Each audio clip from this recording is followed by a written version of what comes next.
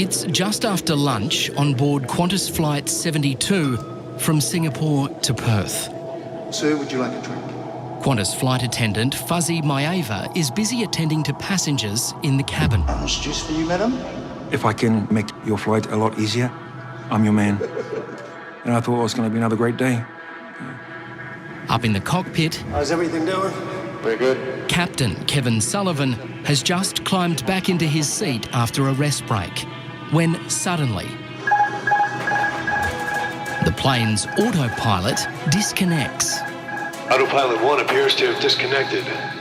And then we started getting stall warnings. Stall. And then we started getting overspeed warnings. Stall. And then it happens. Stall.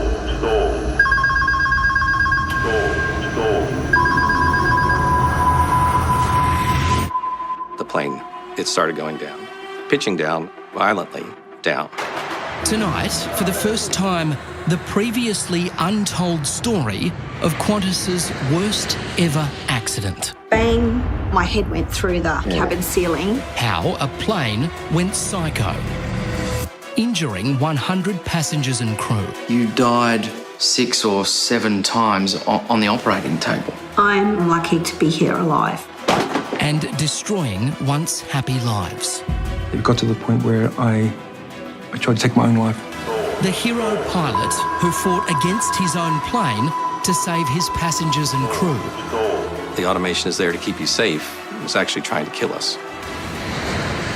And how the lessons of Qantas Flight 72 have gone unheeded. All of us are deeply sorry for the loss of life.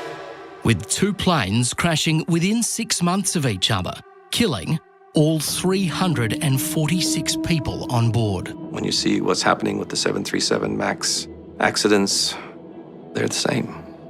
They were in no man's land. They didn't know what was happening. And their instinctive reaction to pull back and stop the ground from hitting them was not enough to save the day. Kelvin Sullivan doesn't fly anymore. What happened that day in the skies over the Indian Ocean has affected him profoundly. I could have hidden it, but I think it's more courageous to be honest with yourself and honest to say, it's affected me. I don't shirk my responsibility as a commercial pilot and a captain. I reached the point where it was best that I stop. Growing up in California, Kelvin always dreamed of being a pilot. And by his early 20s, he was a Top Gun fighter pilot in the US Navy. As a F-14 pilot in the Cold War, I flew off aircraft carriers. The landing area moves. At night, you can't see the landing area until you're actually on it. We were essentially at war. We trained and flew to that level of extreme readiness. Then came an opportunity to fly Mirage jets as part of an exchange program with the Royal Australian Air Force. It's a speed machine. At low level, I've been very fast. Over 600 knots, 1,200 kilometers an hour. The young American loved Australia and those jets so much, he ended up settling here. After you, Kevin. Thank you. How did you organize this? What do you think? Yeah, it's pretty special. The Mirage 3, there she is. We called it the French Lady, or the Aussies did, and I do too. Well, you can't stand on the seat. You need a degree just to get in. 35 years along life's runway, and Kelvin Sullivan's love for his French lady hasn't dimmed. It's just like getting into a Formula One car. You don't have much room. It becomes part of you. Not a bad place to hone your skills. There's no automation on this thing. You need to know how to fly this one by hand, I tell you. Kelvin eventually moved on to a job with Qantas, flying its biggest passenger jets.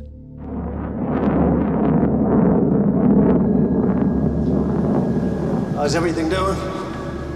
Smooth sailing.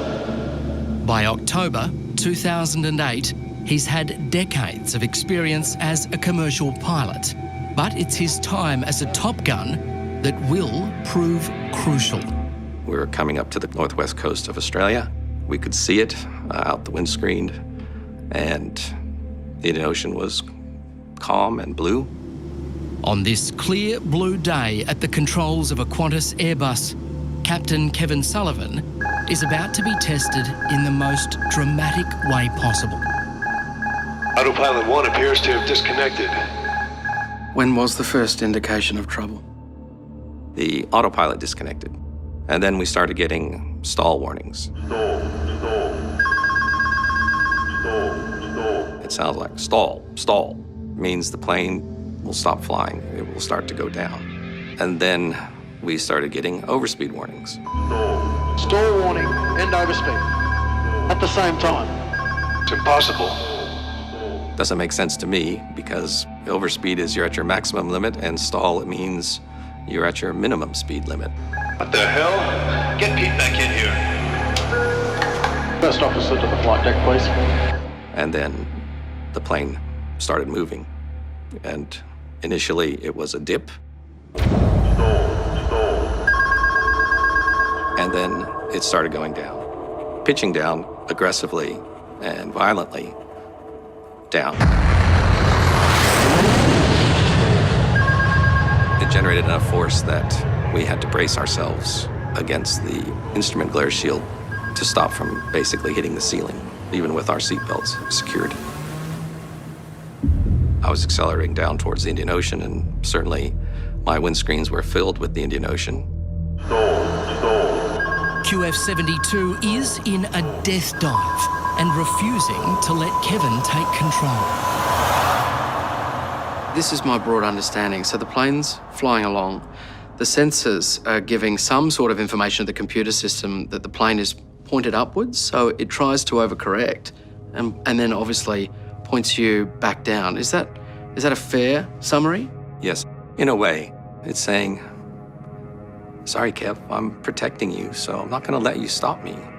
Like the HAL 9000, in 2001, Space Odyssey, where Dave asks him to open the pod bay doors, and Hal says, I'm sorry, Dave, I can't let you do that. I'm pulling back on the stick, and I'm saying, hey, Hal, stop moving the nose.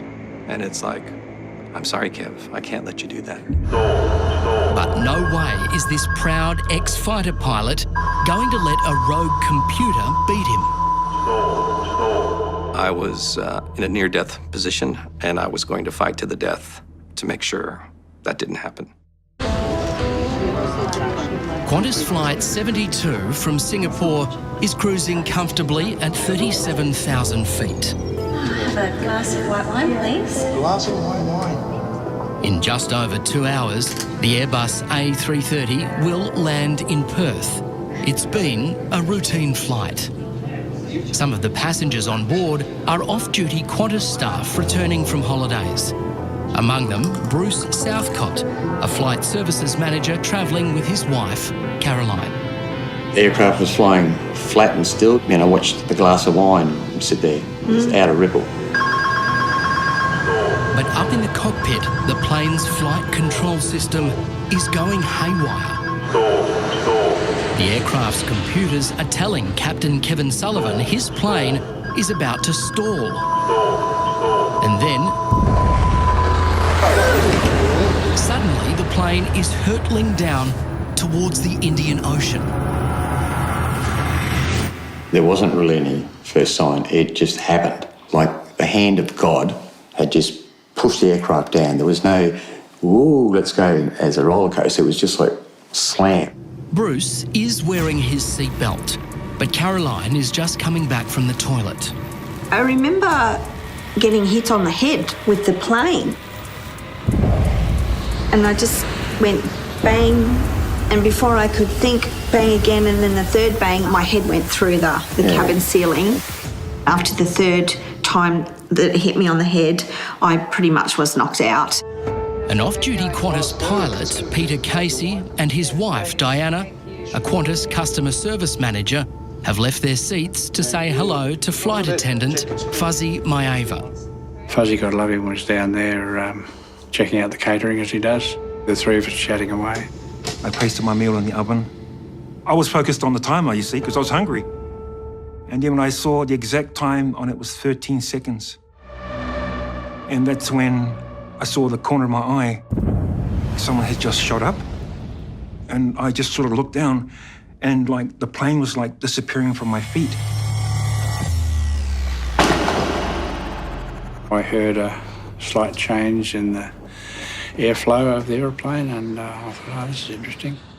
And the next thing you know, whomp up we went. I must have hit something, I must have hit the ceiling because I was knocked out. The three of us up in the ceiling, probably only for seconds, but it seemed like an eternity. The Casey's daughters, 17-year-old Becky and 18-year-old Elise, are at the front of the cabin. The first nosedive, my sister, she grabbed on to the bottom of her chair and she looked up at me as I was on the top of the aeroplane. You were actually pinned to the ceiling? Yeah. Feel like forever? It did. Felt like a few minutes.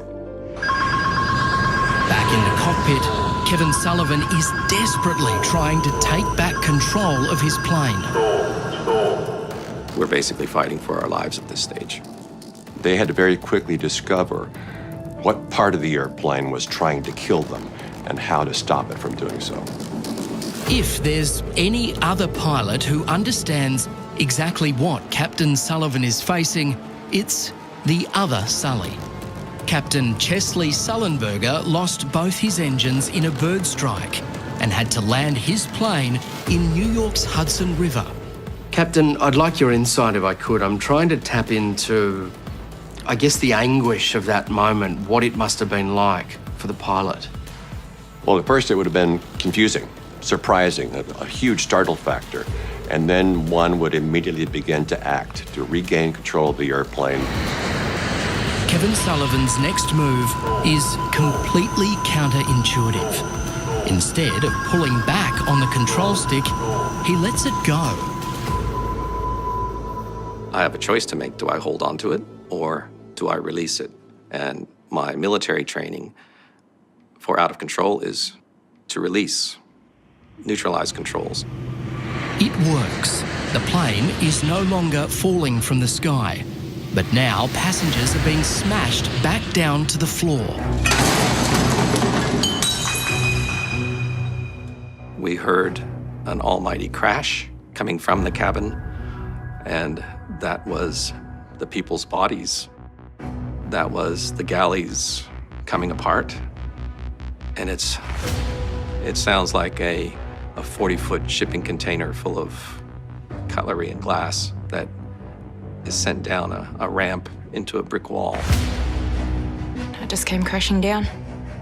My sister, she was eating and her fork went in my arm. Got a bit stuck when I came down. It's the little things that you remember. When I came back down, I hit the armrest. Yeah. And then I realised that my bones were clicking in my back, and I realised that there was something terribly wrong, very wrong. I couldn't move off the floor. The staff were asking me to go back to my chair, and I couldn't get up at all. I couldn't move my legs at all. Your legs weren't working? Nope. My ankle was broken, so my ankle was just sort of hanging. Eventually, another passenger came and picked me up and put me in my chair. Hit the galley bench. That's what woke me up. All I could hear was the crushing sounds. My knees going, I don't know what the heck is going on. All I see is blood rushing out of Peter's head. And Diana, she's unconscious. And then I see the two girls I was looking after. Oh man, one of them who was sat on the aisle seat, she stuck her hand out to me and she was just crying. And to me, that's like my own daughter. You know, anybody's, I mean, I just couldn't do anything. And I just felt so helpless because I couldn't move. Back in the cockpit, Kevin Sullivan has pulled the plane out of its death dive. What the hell was that? But he's still fighting for control. It's the primary flight computer. Now we're in this revolver of faulting systems.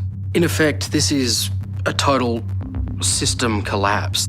The plane is starting to melt down. Automatic brake's not working. Spoiler's not working. Let's get us back up to 37,000 feet. I'm still pretty coherent. Yes, my cage is a little bit rattled because we don't know what's happening. And just 2 minutes later... Don't you do it. It happens again. I'm basically a passenger. I'm an observer now. The automation that's there is supposed to be keeping me safe, not putting me into harm's way. And I got very angry. I thought it was the end. Really?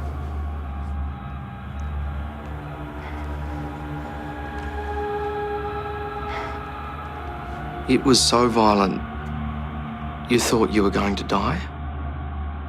Yeah.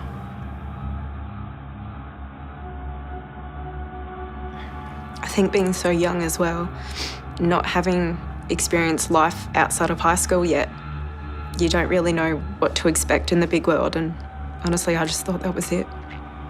All I could hear was the sounds of we were going to die, but you just hope to God that it happens quick and Death?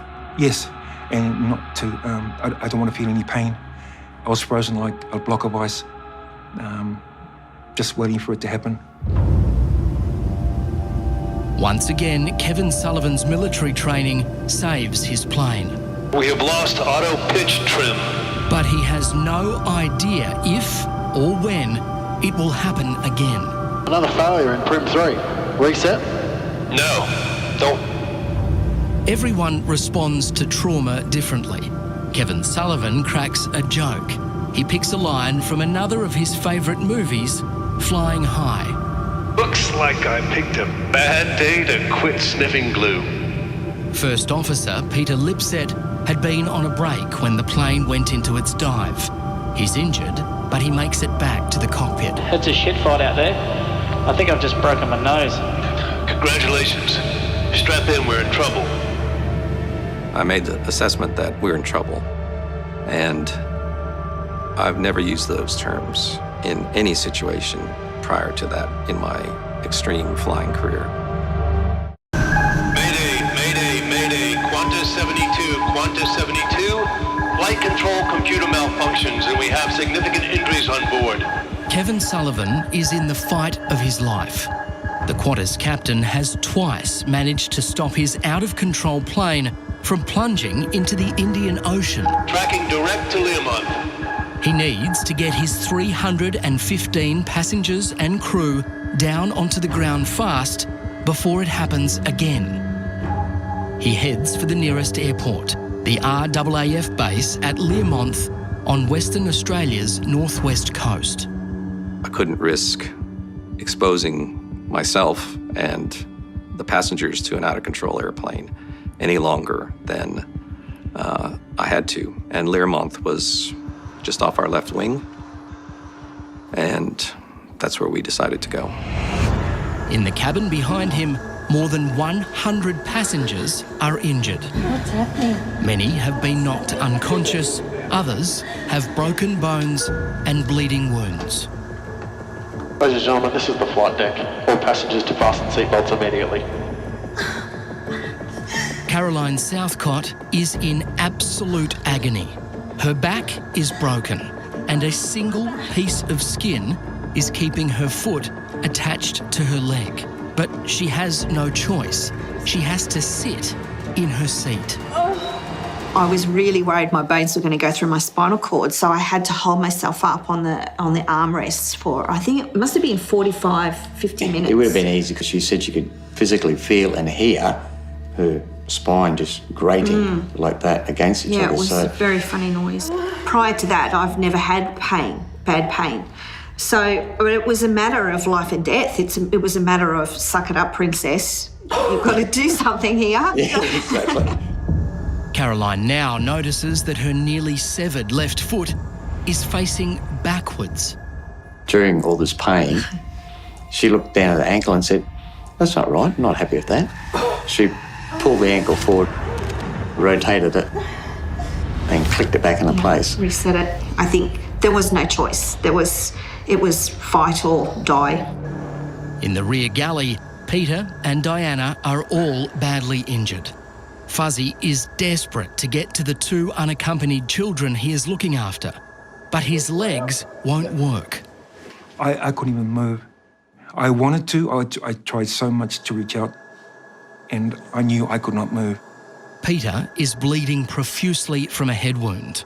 Diana has suffered a badly injured back and shoulder, but somehow she finds the strength to help the people around her.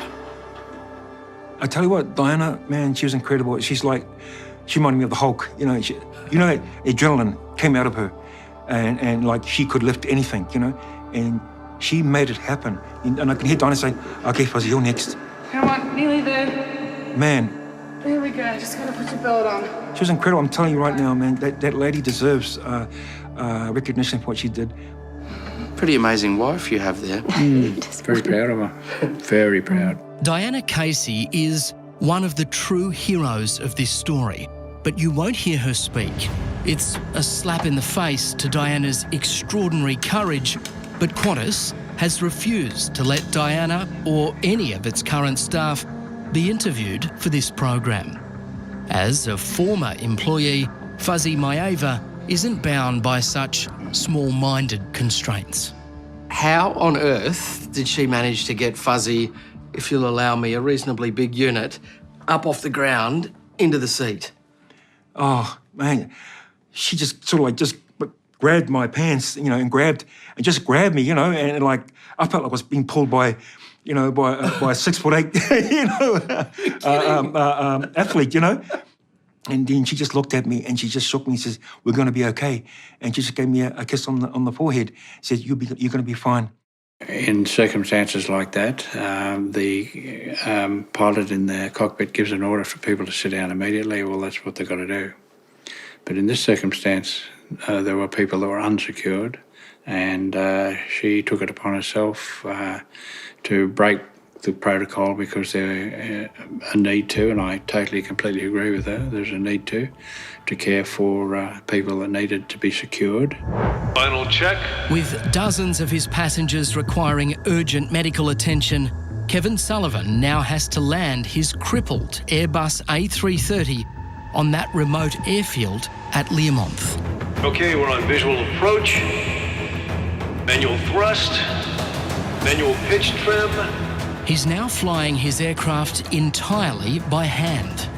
But Kevin knows that at any moment, the plane's computer might try to wrest back control. You down? 1,000 feet. But now we know that at this point, if something happens, we don't have the altitude to recover. Don't you do it.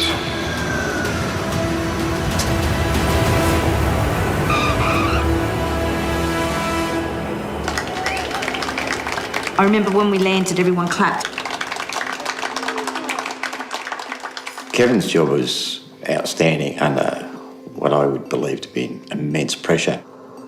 Did you allow yourself just the briefest moment to look down at your arms and legs and think, my goodness, I'm alive? No, I made another quip. I did my Arnie impersonation from True Lies. I said, "Yeah, a little bit of excitement, otherwise dull day." As we're rolling down the runway. You're not even joking, are you? I'm serious. Yeah, of course, because, that's my release. Only now is Kevin Sullivan able to walk back through his aircraft to inspect the damage.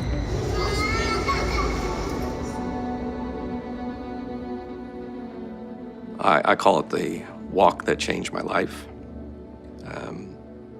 It's quite confronting.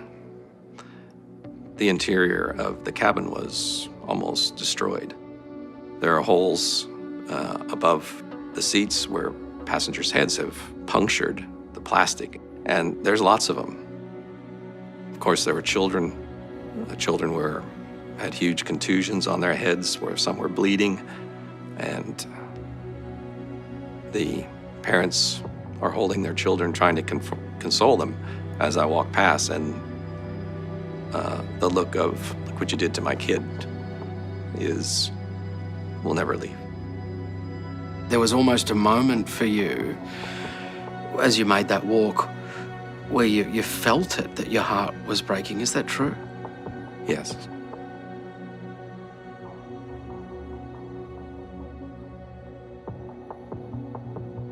Time out. So this is a critical part. But that's a valid question.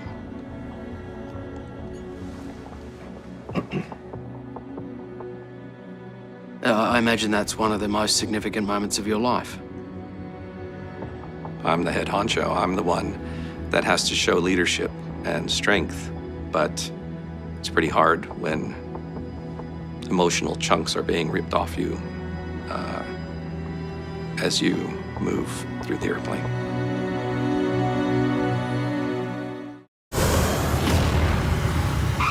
Qantas Flight 72 has landed at the remote Learmonth airstrip on the northwest coast of Western Australia. Captain Kelvin Sullivan has brought his plane down safely, but with so many lives in the balance, the emergency is far from over. Local rescue crews swarm through the plane. The emergency services came on board, and it was just like, it was chaos. The pain was unbearable. I think I nearly passed out. And the next minute, I got a morphine stick stuck in my mouth. Yeah, suck on that, big fella. I imagine that was a pretty big relief. Yeah, he said, suck on that, big fella. I can remember that, suck on that, big fella. As far as what happened up there, all I can say is the safest course of action was for me to come into here, not only because of the airplane's behavior, but also of the injuries that we've all sustained. In the terminal, Captain Sullivan grabs a megaphone and addresses the passengers who've made it off the Airbus uninjured. It's a bit of a desolate place, so I can tell you the runway looked pretty good to me. What I thought. I made some comment about the runway looked pretty damn good to me as we rolled out for landing. And at that point, everybody was cheering again.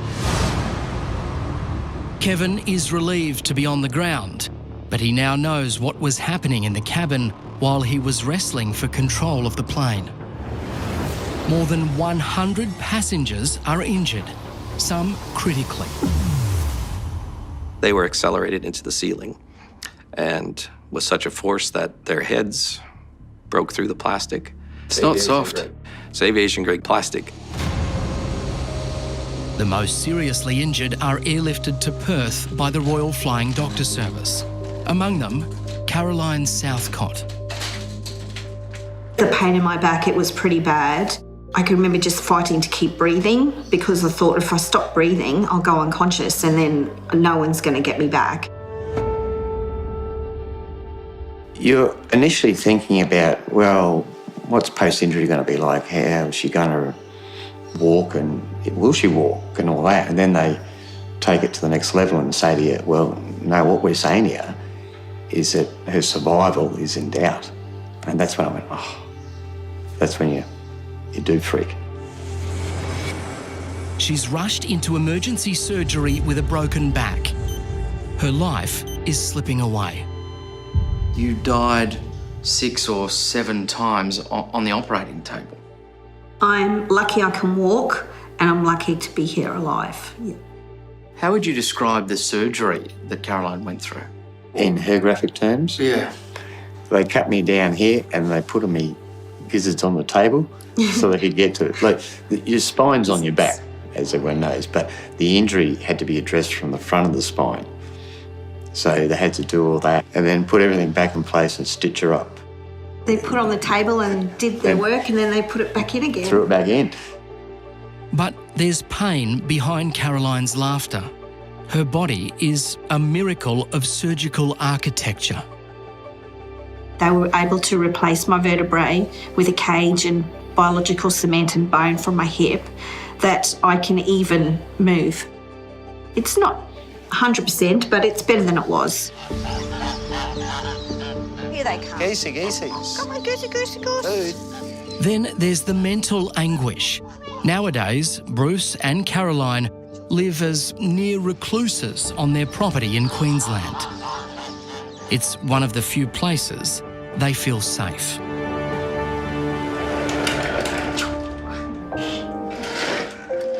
Becky refuses to fly and lives with the trauma every day. I can see how painful it is, these memories that you're still living with.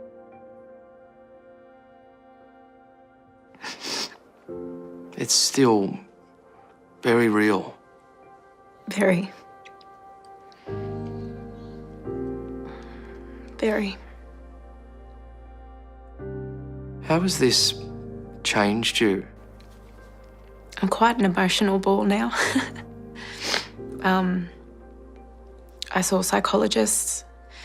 They diagnosed me with PTSD. It's not a fun thing to have when you're 17.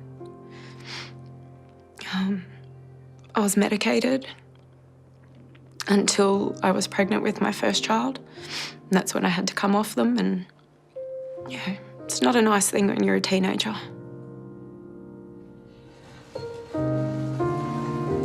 Flight attendant Fuzzy Maeva can't work anymore because of his injuries. I had to replace both knees.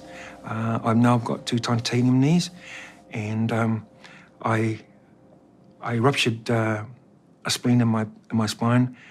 I have 7 damaged discs.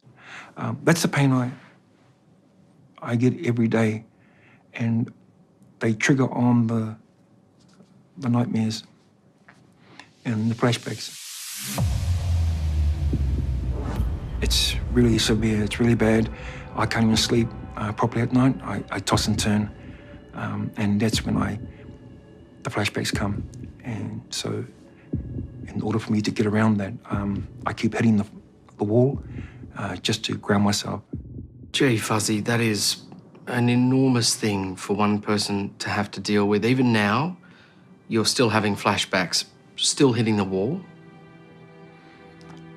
Matt, it got to a point, the seriousness of it got to the point where I tried to take my own life. I ended up in ICU for a coma for a week. And because I couldn't take it any longer, the pain was unbearable. I'd been medically retired as well. And I thought to myself, what's happening? It was like I've been just discarded, you know. Some of the victims of QF72 received 6-figure payouts, but not Fuzzy. As an employee, Qantas offered him just $33,000, a settlement he rejected on legal advice. In the end, this proud man was left with nothing. Fuzzy, do you feel as though you were properly supported?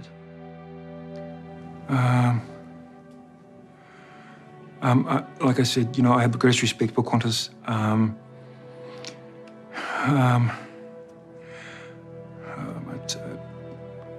It's a tough question, I know. Yes. I can see that even now you're reluctant to criticise the airline that you loved.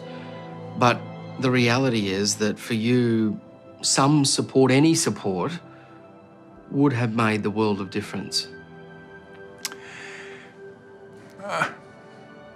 It would have helped me and my family a great deal, to be honest.